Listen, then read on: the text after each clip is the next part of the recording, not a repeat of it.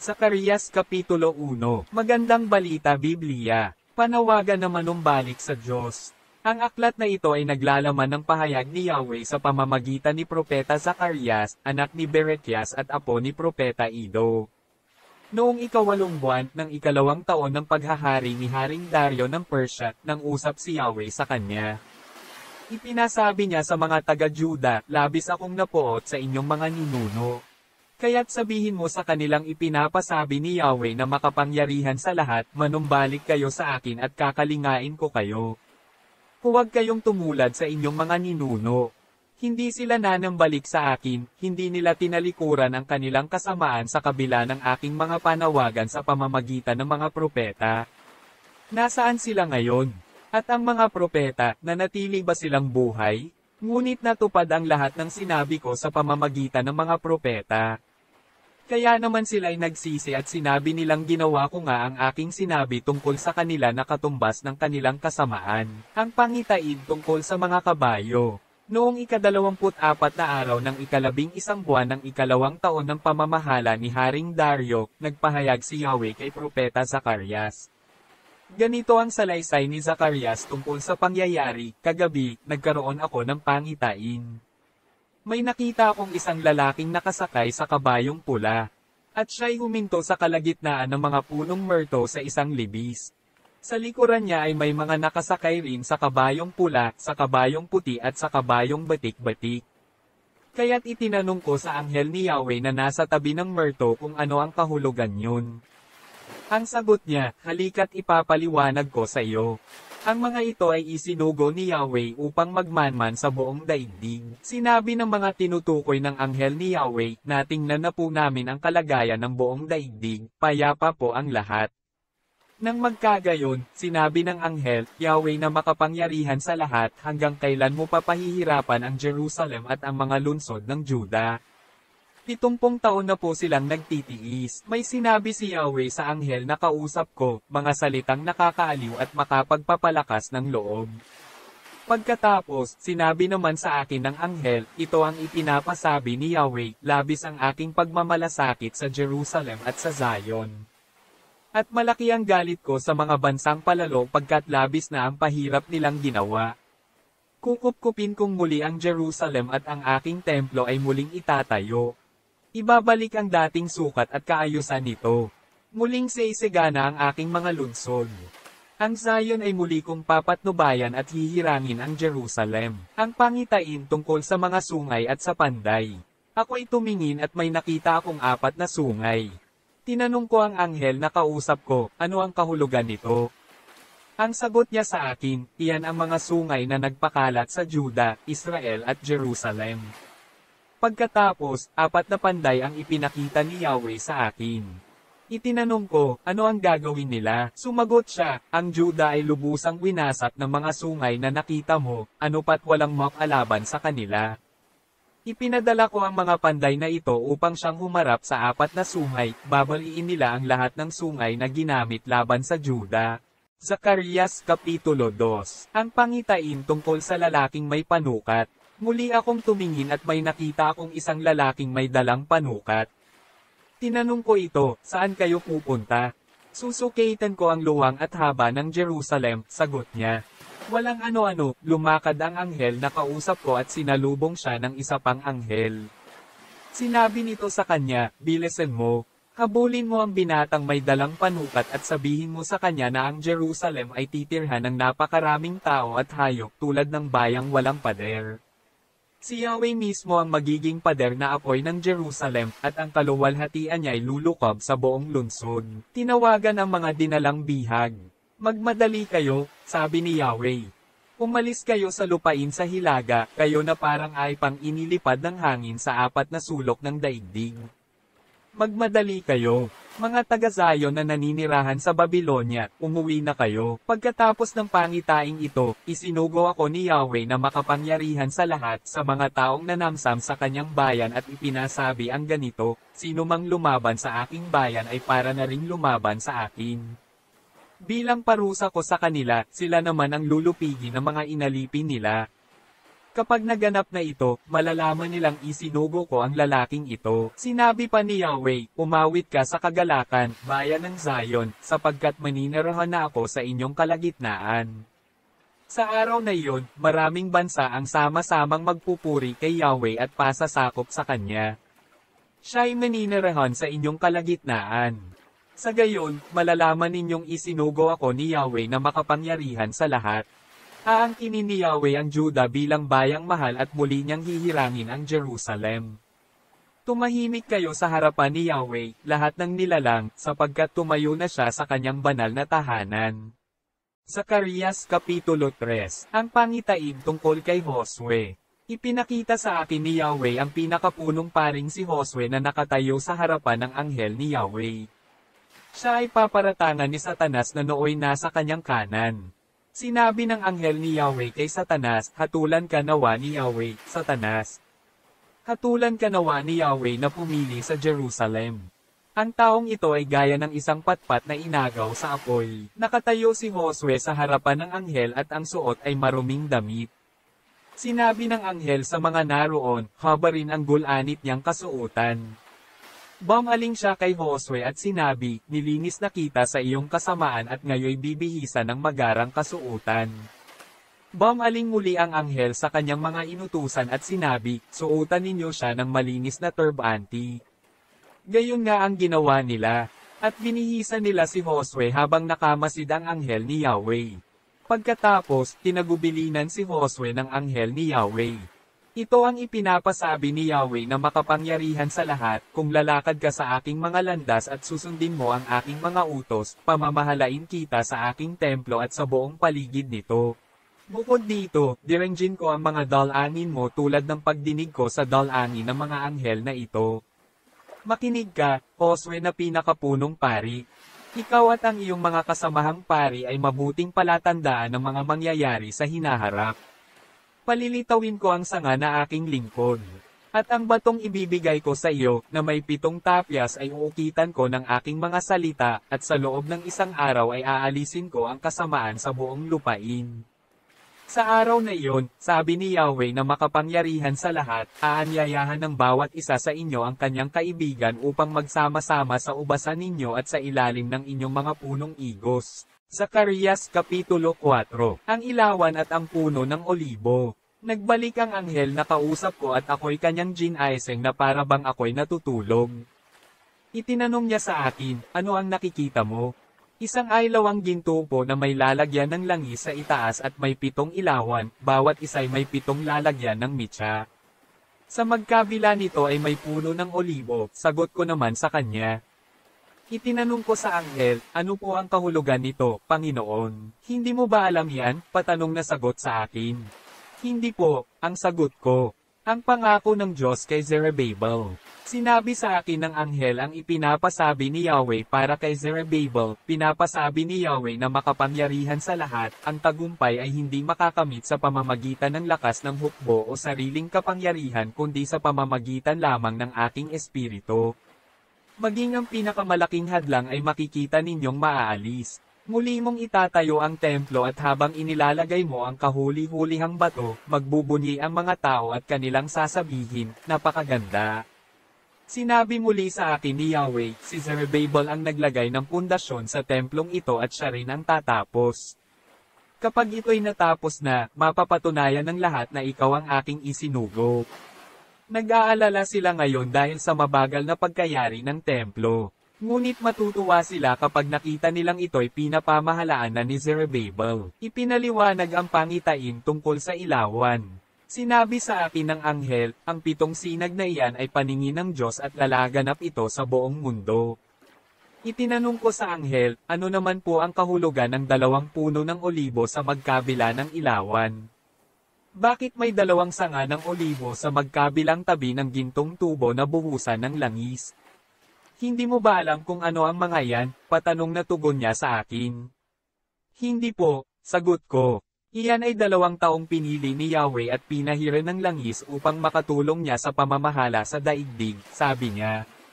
Zacarias Kapitulo 5. Ang pangitain tungkol sa kasulatang lumilipad. Muli akong tumingala at may nakita akong kasulatang lumilipad. Tinanong ako ng anghel, ano ang nakikita mo? Isa pong kasulatang lumilipad. Ang haba po nito ay 9 na metro at 4.5 metro naman ang lapad, sagot ko. Sinabi niya sa akin, diyan nakasulat ang mga sumpa sa daigdig. Sa kabila ay sinasabing aalisin sa lupain ang lahat ng magnanakaw, sa kabila naman ay sinasabing aalisin din ang lahat ng sinungaling. Ay padadala ko ito sa sambahayan ng mga magnanakaw at sa sambahayan ng mga sinungaling. Mananatili ito sa sambahayang iyon upang ubusin sila ng lubusan. Ang babae sa loob ng malaking basket. Lumapit sa akin ang anghel at sinabi, tumingala ka at tingnan mo kung ano itong dumarating. Ano yan? Tanong ko sa kanya. Iyan ay isang malaking basket. Inilalarawan niya ng kasalanan ng buong sanlibutan, sagot niya. Bumukas ang tinggang takip nito at nakita kong may isang babaeng nakaupo sa loob ng malaking basket. Sinabi sa akin ng anghel, iyan si kasamaan, at itinulak niya ito pabalik sa loob ng kaing at muling sinarhan. Nang ako'y tumingala, may nakita akong 2 babaeng lumilipad papunta sa akin, malalapad ang kanilang pakpak. Pinagtulungan nilang ilipad na palayo ang malaking basket. Tinanong ko ang anghel, saan nila iyon dadalhin? Sumagot siya, sa Babylonia. Gagawa sila ng templo roon upang paglagyan ng malaking basket. Pagkatapos, sasambahin nila ito. Zacarias Kapitulo 6, ang pangitain tungkol sa 4 na karwahe. Muli akong tumingin at may nakita akong 4 na karwaheng lumabas sa pagitan ng 2 malalaking bundok na tanso. Pula ang mga kabayong humihila sa unang karwahe, kulay itim naman sa pangalawa, mga kabayong kulay puti ang sa pangatlo, at mga kabayong batik-batik ang sa pang-4. Itinanong ko sa anghel, ano po ang kahulugan ng mga karwaheng ito? Sumagot siya, ang mga iyan ay ang 4 na hangin ng himpapawid na nagmula kay Yahweh na Panginoon ng buong daigdig. Ang hila ng mga kabayong kulay itim ay pupunta sa hilaga, sa kanluran naman ang hila ng puti, at sa timog naman ang hila ng may batik-batik. Nang lumabas ang mga kabayong may batik-batik na pula, sila'y nagpipiglas upang siyasatin ang daigdig. Kaya sinabi ng anghel, Sulong, siyasatin na ninyo ang daigdig. At gayon nga ang ginawa ng mga ito. Walang ano-ano, isinigaw sa akin ng anghel, ang puot ni Yahweh ay pinayapa na ng mga kabayong nagpunta sa Babylonia. Ang kahulugan ng pagpuputong kay Josue. Sinabi sa akin ni Yahweh, puntahan mo sina Heldai, Tobias at Judaes na kasama ng mga bihag na dinala sa Babylonia. Pagkatapos, tumuloy ka kay Josias na anak ni Zephanias. Kunin mo ang kanilang mga handog na pilak at ginto, at gawin mong korona para sa pinakapunong paring si Josue na anak ni Jehozadak. Sabihin mo sa kanya, narito ang isang taong ang pangalay sanga. Tatubo siya mula sa kanyang kinalalagyan at ipatatayo niya ang templo ni Yahweh. Siya nga ang magtatayo ng templo, uupo sa trono, at manunungkulan bilang hari. Tutulungan siya ng isang pari at maghahari sa kanila ang mabuting pag-uunawaan. Ang korona ay mananatili sa templo bilang pag-alala kina Heldai, Tobias, Judaes at Josias. Magsisipa rito ang mga taong taga-malayong lupain upang tumulong sa pagtatayo ng templo ni Yahweh. Sa gayon, mapapatunayan ninyong isinugo nga ako ni Yahweh na makapangyarihan sa lahat. Mangyayari ang lahat ng ito kung tutuperin ninyo ang kanyang mga utos. Zacarias Kapitulo 7. Tinuligsa ang pakunwaring pag-aayuno. Noong ika-4 na taon ng pamamahala ni Haring Dario, muling nagpahayag kay Zacarias si Yahweh. Naganap ito noong ika-4 na araw ng ika-9 na buwan ng taon. Ang mga pangkat ni Sarezer at Regemelech ay sinubo ng mga taga-Bethel upang makiusap kay Yahweh at itanong sa mga pari at sa mga propeta kung kailangan pa nilang magluksa sa ika-5 buwan, tulad ng dati nilang ginagawa.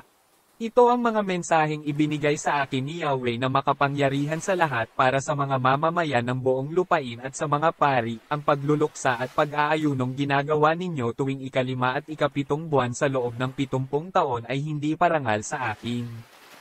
Hindi ba't nagkakainan at nag-iinuman kayo para lamang mabusog at masiyahan? Hindi ba't ito rin ang sinabi ni Yahweh sa pamamagitan ng mga unang propeta, ng ang Jerusalem at ang mga lungsod sa paligid nito kasama ang Negev at mga bulubunduking lalawigan ay hindi pa nawawasak at nasa panahon ng kaunlaran? Ang dahilan ng pagkabihag. Pinahayag ni Yahweh kay Zacarias, sabihin mo sa kanila, pairalin ninyo ang katarungan at maging mahabagin kayo sa isa't isa. Huwag ninyong aapihin ang mga byuda, ang mga ulila, ang mga dayuhan o ang mahihirap. Huwag kayong magbabalak ng masama laban sa inyong kapwa, ngunit hindi nila ito pinakinggan, matigas ang kanilang ulo at sila'y nagbingi-bingihan. Ipinilit nila ang sariling kagustuhan at hindi din inig ang sinabi ni Yahweh na makapangyarihan sa lahat sa pamamagitan ng mga propeta. Dahil dito, labis siyang nagalit sa kanila. Nang magsalita ako sa kanila, hindi nila ako pinakinggan, kaya ganoon din ang ginawa ko nang sila naman ang magsalita sa akin. At ipinakalat ko sila sa lahat ng panig ng daigdig, sa mga lugar na di nila dating napupuntahan. Dahil dito, napabayan ang dating magandang lupain, wala na ring dumaraan at naninirahan doon. Zacarias Kapitulo 8. Ipinangako ang muling pagsasaya sa Jerusalem. Sinabi sa akin ni Yahweh na makapangyarihan sa lahat, ganito ang sabihin mo, sabik na akong ipadama sa Jerusalem ang aking pagmamahal, isang pagmamahal na naging dahilan upang mapuot ako sa kanyang mga kaaway. Babalik ako sa Jerusalem upang muling manirahan doon. Tatawagin itong tapat na lungsod at banal na bundok ni Yahweh na makapangyarihan sa lahat. Ganito ang sinabi ni Yahweh, muling makikita ang matatandang babae at lalaking nakatungkod na nakaupo sa mga liwasan ng lungsod. Ang mga lansangan ay mapupuno ng mga batang naglalaro. Aakalain ng mga naiwan sa lupain na mahirap itong mangyari. Ngunit para kay Yahweh ay walang imposible.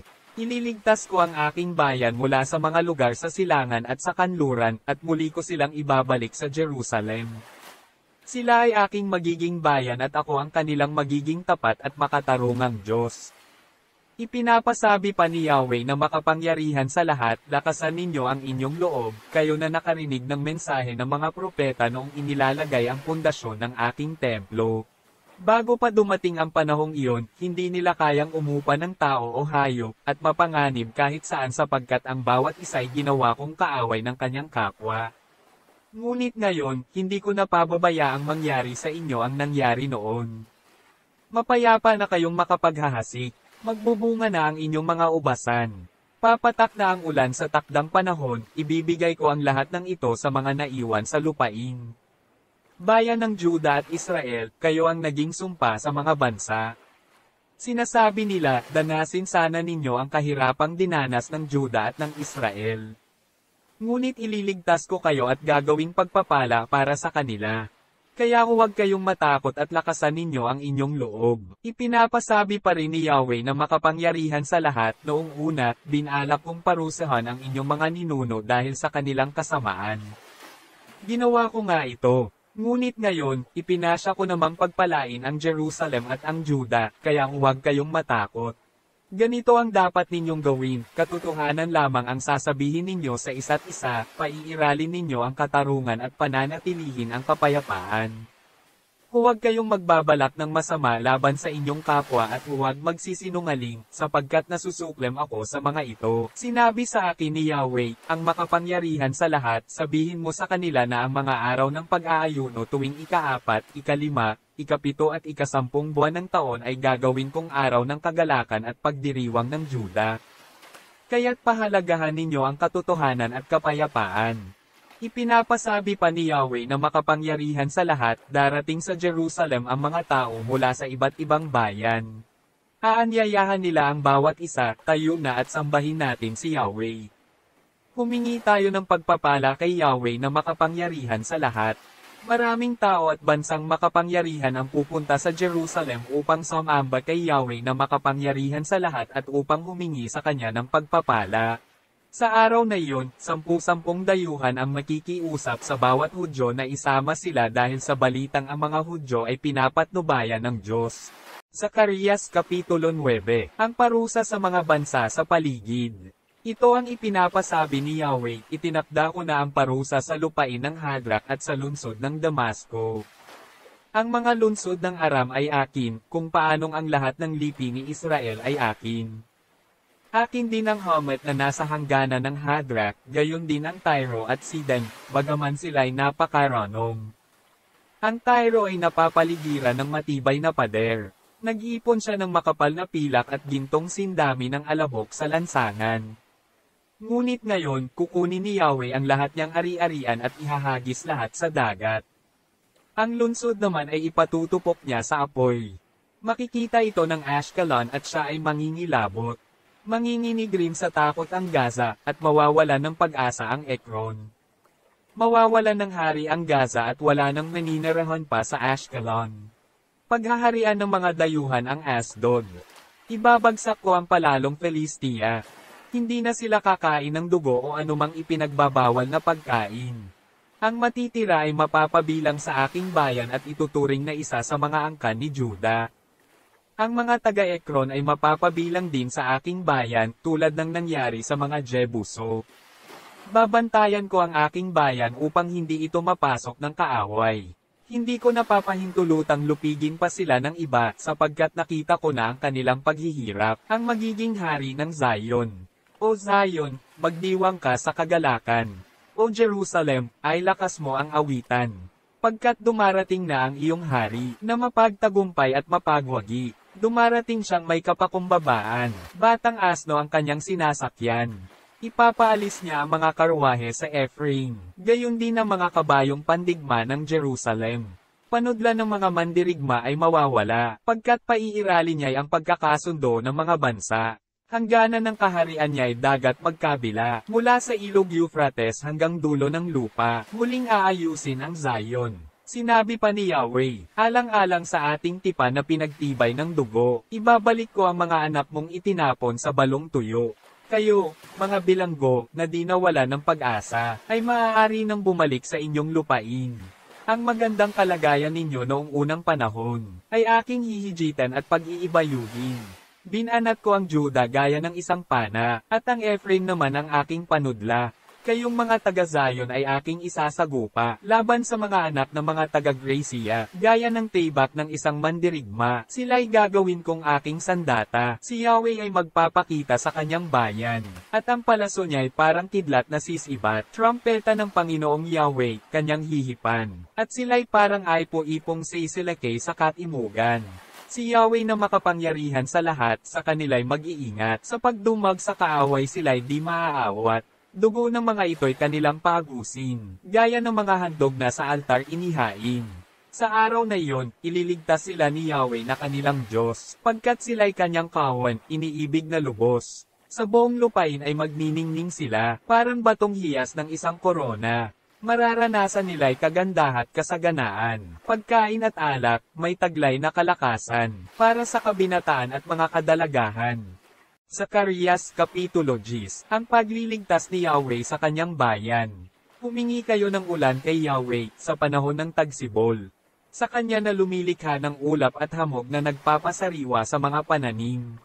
Ang mga Diyos-Diyosan ay wala ng kabuluhan. Ang pangitain ng mga manghuhula ay pawang kasinungalingan. Ang mga panaginip nila'y walang katotohanan. Ang kanilang sinasabi wala ring kabuluhan. Kaya't mga tao'y parang tupang naliligaw, pagkat walang pastol na sa kanila'y umaakay. Ang mga pastol ay aking kinapopootan, at ang mga pinuno ay aking paparusahan. Mahal ko ang Juda, kaya siya'y iingatan. Palalakasan ko silang parang kabayo sa digmaan. Sa kanila magmumula ang batong panulukan. Sa kanila manggagaling ang tulos ng toda. Sa kanila magmumula ang panang panudla. Mula rin sa kanila ang pinunong mamamahala. Ang mga anak ng Juda ay mabubuo at sila'y magiging isang malakas na hukbo. Ang kaaway nila'y kanilang yuyurekon, kanilang tatapakan sa maputik na lansangan. Sila ay lalaban sapagkat si Yahweh ang kanilang patnubay. Ibabagsak nila ang mga kawal na kabayuhan. Ang sambahayan ni Juda ay bibigyan ko ng lakas. Ang sambahayan ni Jose aking ililigtas. Ibabalik ko sila sa dating tirahan, sapagkat sila ay aking kinahabagan, na para bang di ko sila pinabayaan. Ako si Yahweh, ang kanilang Diyos, aking diringgin ang kanilang dalangin. Ang mga taga-Ephraim ay magdiriwang, katulad nila'y kawal na nagtagumpay. Aawit sila sa Golek na parang nakainom ng alak. Makikita ito ng mga anak nila at matutuwa. Si Yahweh ay pupurihin sapagkat siya ang gumawa. Tatawagin ko sila at muling titipunin. Sa mga kaaway sila'y aking tatubusin. At tulad noong una, sila'y pararamihin. Bagaman sila'y pinanggalat ko sa iba't ibang mga bansa, hindi nila ako malilimutan doon. Sila at ang mga anak nila'y maliligtas at makakabalik sa kanilang tahanan. Sila'y aking ibabalik mula sa Ehipto, at aking titipunin mula sa Assyria, upang iuwi sa Gilead at Lebanon, hanggang ang lupain ay mapuno ng tao. Tatawid sila sa dagat ng Ehipto, at papayapin ko ang malalaking alon nito, aking tutuyuin ang ilog Nilo. Ibabagsak ko ang Assyria na palalo, maging setro ng Ehipto ay tiyak na maglalaho. Ang aking bayan ay aking palalakasan, susundin nila ako at sasambahin. Ako si Yahweh, ang nagsabi nito. Zacarias Kapitulo 11. Pintuan mo ay ibukas, lupain ng Lebanon, upang lamunin ng apoy ang iyong mga cedar. Magsitaghoy kayo, mga puno ng cypress, pagkat bumagsak na ang cedar, ang mararangal na punong iyon. Managhoy rin kayo, mga insina ng Bashan, pagkat nahawa na ang madilim na kagubatan. Gayon na lamang ang pagtangis ng mga pinuno, pagkat karangalan nila'y parang biglang naglaho. Itanggal ng mga leon, iyong pakinggan, pagkat gubat ng Jordan ay nasira at nahawan. Ang mga pastol na walang kabuluhan. Sinabi sa akin ni Yahweh na aking Diyos, ikaw ang mag-alaga sa mga tupa kong papatayin. Pinapatay lamang sila ng nag-aalaga sa kanila ngunit hindi napaparusahan ang mga ito. Ang karne ay ipinagbibili at pagkatapos ay kanilang sinasabi, purihin si Yahweh. Mayaman na tayo ngayon. Maging ang mga pastol ay hindi rin naawa sa kanila. Hindi ko nakahahabagan ang mga tao sa lupaing ito. Pababayaan ko silang mahulog sa kamay ng kanilang kapwa. Wawasakin nila ang lahat ng bansa, isa may wala akong ililigtas. Kinuha ko ng mga mamimili upang mag-alaga sa binili nilang tupang papatayin. Kumuha ako ng tungkod, ang isa'y pinangalanan kong kabutihang loob, at ang isa na may pagkakaisa. At inalagaan ko nga ang kawan. Sa loob ng isang buwan, 3 pastol na ang pinaalis ko pagkat naubos na ang pasensya ko sa kanila. Sila naman ay nasuklem sa akin. Sinabi ko sa kawan, mula ngayon, di ko na kayo aalagaan, mamatay na kung sino ang mamamatay sa inyo at mapahamak na kung sino ang mapapahamak. At ang matira ay pababayaan kong mag-away-away. Binali ko ang tungkod na tinawag kong kabutihang loob upang ipakilalang wala ng kabuluhan ang kasunduan namin ng mga mamimili. Nang araw ngang yaon, sinira ko ang tipan at nalaman ng mga mamimiling nanunood sa akin noon na ang sinabi ko'y buhat kay Yahweh. Sinabi ko sa kanila, kung gusto ninyong ibigay ang aking sahod, salamat, kung ayaw ninyo, sa inyo na lang. At binigyan nila ako ng 30 pirasong pilak bilang sahod. Pagkatapos, sinabi sa akin ni Yahweh, ilagay mo iyan sa kabang yaman ng templo. Kaya't kinuha ko ang 30 pirasong pilak bilang pasahod nila sa akin, at ganoon nga ang aking ginawa. Pagkatapos, binali ko rin ang tungkod na tinawag kong pagkakaisa upang ay pakitang wala ng pagkakaisa ang Juda at Israel. Sinabi sa akin ni Yahweh, mag-ayos kang tulad ng isang pastol na walang kabuluhan. Ang bayan ay bibigyan ko ng isang pastol na walang pagpapahalaga sa mga nawawala, hindi maghahanap sa naligaw, hindi hihilot sa napilayan, ni mag-aalaga sa may sakit. Bagkus, uubusin niya ang matataba, saka itatapon ang buto nito. Kawawa ang pastol na walang kabuluhan at nagpapabeya sa kawan. Isang tibak ang tatama sa kanyang kamay at kanang mata. Ang kamay niya ay mawawalan ng lakas at mabubulag ang kanang mata. Zacarias Kapitulo 12. Ang pagliligtas na gagawin sa Jerusalem. Ito ang mensahe ni Yahweh para sa Israel, ang Diyos na gumawa ng langit at lupa, at nagbigay buhay sa tao. Ang Jerusalem ay gagawin kong parang isang mangkok na puno ng alak upang ang sinumang maghangad lumusob dito ay maging parang lasing na susuray-suray. Ang pagkumkum sa Jerusalem ay pagkumkum na rin sa buong Juda. Sa araw na iyon, ang mga bansa ay magkakaisa laban sa Jerusalem ngunit gagawin ko itong tulad sa isang malaking bato na mahirap galawin. Sino mang gumalaw nito ay naghahanap ng sakit ng katawan.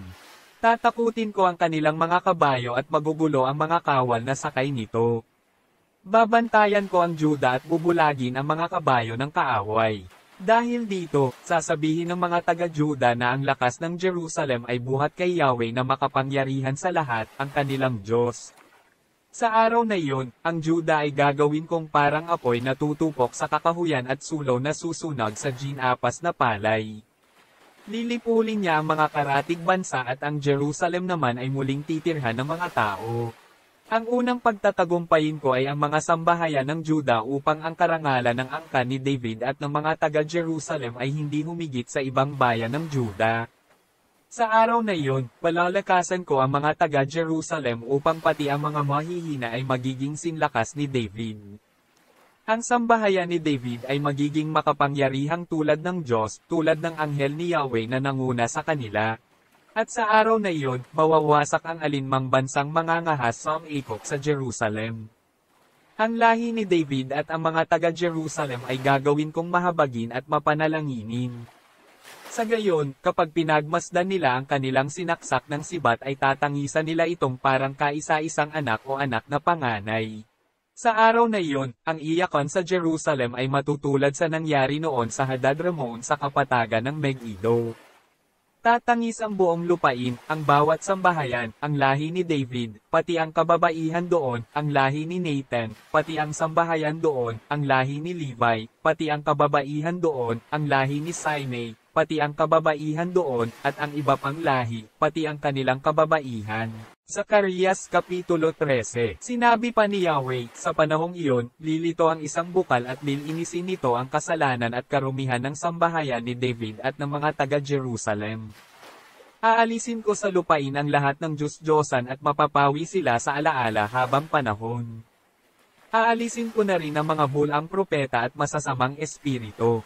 Sakaling mang may lumitaw na bulang propeta, sasabihin ng kanyang mga magulang na hindi siya dapat mabuhay, pagkat ginagamit pa niya sa kasinungalingan ang pangalan ni Yahweh. At ang mga magulang niya mismo ang papatay sa kanya sa sandaling siya'y magpahayag. Sa araw ngang iyon, wala nang magmamalaking siya ay propeta, wala nang magdadamit propeta ni magkukunwaring propeta. Sa halip, sasabihin nilang sila'y hindi propeta kundi mga hamak na magbubukid lamang mula sa kanilang kabataan. Kung may magtanong sa kanya tungkol sa mga pilat niya sa dibdib, sasabihin niyang iyon ay likha ng mga nagmamahal sa kanya, ang pagpatay sa pastol ni Yahweh. Ito ang sinasabi ni Yahweh na makapangyarihan sa lahat, Tebat, kumilos ka laban sa tagapangalaga ng aking mga tupa, laban sa aking lingkod. Patayin mo ang pastol upang magkawatak-watak ang mga tupa, lilipulin ko naman pati ang maliliit. Malilipol ang 2/3 bahagi ng naninirahan sa lupain, 1/3 bahagi lamang ang matitira. Ang mga ito'y padadaanin ko sa apoy upang dalisayin, tulad ng pagdalisay sa pilak at ginto. Tatawag sila sa akin at akin namang direnjin. Sasabihin kong sila ang aking bayan. Sasabihin naman nilang ako ang kanilang Diyos. Zacarias Kapitulo 14. Ang Jerusalem at ang ibang bansa. Darating ang araw na pababayaan ni Yahweh na mapasok ang Jerusalem, at lahat ng masasamsam ay paghahati-hatian sa harapan ninyo. Pagkakaisahin ko ang mga bansa laban sa Jerusalem. Lulusubin nila ito, hahalugugin ang lahat ng bahay, at gagahasain ang mga babae. Ipapatapon ang kalahati sa mga taga-Jerusalem at iiwanan ang kalahati. Ngunit ang mga bansang iyon ay didigmain ni Yahweh tulad ng ginawa niya noong una. Sa araw na iyon, tatayo si Yahweh sa bundok ng mga olibo sa gawing silangan ng Jerusalem. Magkakaroon ng maluwang na libis sa gitna ng bundok pagkat mahahati ito mula sa silangan hanggang kanluran, ang kalahati ay mapupunta sa hilaga at sa timog naman ang kalahati. Sa libis kayo daraan sa inyong pagtakas, tulad ng ginawa ng inyong mga ninuno ng lumindol sa Juda noong panahon ni Haring Uzias. At si Yahweh ay darating na kasama ang kanyang mga anghel. Sa panahong iyon, wala nang taglamig at hindi na didilim, mananatiling maliwanag kahit sa gabi. Si Yahweh lamang ang nakakaalam kung kailan ito mangyayari. Ang mga agos ng tubig buhat sa Jerusalem ay patuloy sa buong taon. Patungo sa dagat na patay ang kalahati at sa dagat Mediteraneo naman ang kalahati. Ang daigdig ay pamamahalaan ni Yahweh, siya lamang at ang kanyang pangalan ang kikilalanin ng lahat. Ang buong lupain ay gagawing kapatagan mula sa Geba hanggang Ramon, sa timog ng Jerusalem.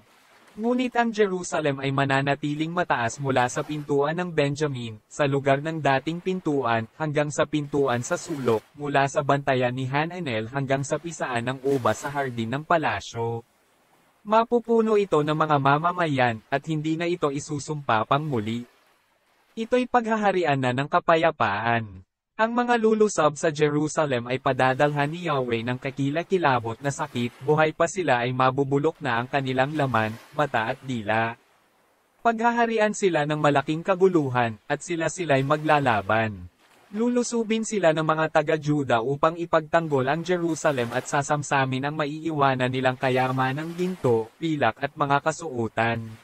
Padadalhan din niya ng salot ang kanilang mga kabayo, mola, kamelyo, asno at iba pang mga hayop. Kapag nalupig na ang mga kaaway, lahat ng nakaligtas sa labanan at sa salot ay pupunta sa Jerusalem taon-taon upang sumamba kay Yahweh na makapangyarihan sa lahat, ang dakilang hari, at makikasama sa pagdiriwang ng pista ng mga toda. At alinmang bansang hindi sumasamba kay Yahweh na makapangyarihan sa lahat, ang hari, ay hindi makakaranas ng ulan. Kapag ang mga Egyptyo ay di pumunta sa Jerusalem, padadalhan din sila ng salot tulad ng ipinadala sa mga bansang hindi nakiisa sa pagdiriwang ng pista ng mga toda. Iyan ang ipaparusa sa Ehipto at sa mga bansang hindi makikiisa sa pagdiriwang ng nasabing pista. Sa araw na iyon, ang mga kampanilyang palamuti sa mga kabayong pandigma ay susulatan ng ganito, itinalaga kay Yahweh. Magiging sagrado ang lahat ng lutuan sa templo, tulad ng mga palanggana sa harap ng altar. Lahat ng lutuan sa Jerusalem at Juda ay magiging sagrado para kay Yahweh upang magamit sa lahat ng paghahandog. At mawawala na ang mga mangangalakal sa templo ni Yahweh.